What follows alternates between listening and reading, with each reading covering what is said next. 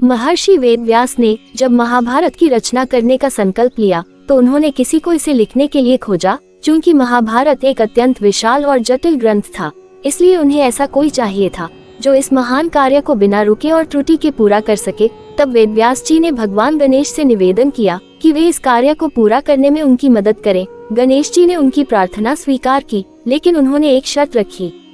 गणेश जी ने कहा कि वे महाभारत को तभी लिखेंगे जब वेदव्यास बिना रुके कथा सुनाएंगे।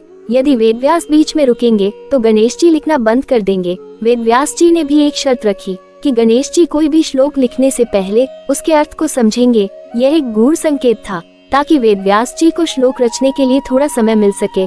दोनों ने इस संकल्प के साथ महाभारत लिखना शुरू किया। गणेश जी बिना रुके तेजी से लिखते गए और वेदव्यास जी गहराई से श्लोक रचते गए। इस प्रक्रिया में गणेश जी ने इतना अधिक और तीव्र लेखन किया कि उनकी लेखनी टूट गई। इसके बाद गणेश जी ने अपनी एक दांत को तोड़कर उसका उपयोग लेखनी के रूप में किया।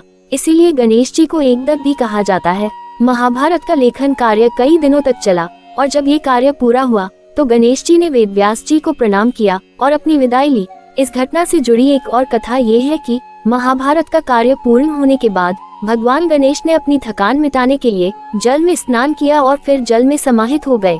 गणेश विसर्जन का मुख्य उद्देश्य भगवान गणेश को सम्मान पूर्वक विदा करना होता है। भगवान गणेश की मिट्टी की मूर्ति बनाई जाती है जो विसर्जन के बाद जल में घुलकर प्रकृति में वापस मिल जाती है। ये प्रक्रिया प्रकृति के चक्र को दर्शाती है जिसमें हर चीज का स्रोत और अंत प्रकृति में होता है। मूर्ति का पानी में मिल जाना हमें ये सिखाता है कि हम सभी इसी धरती का हिस्सा हैं और अंत में हमें इसी में समाहित हो जाना है। गणेश विसर्जन हमें त्याग, विनम्रता, जीवन के चक्र और प्रकृति से जुड़ाव का एक गहरा संदेश देता है।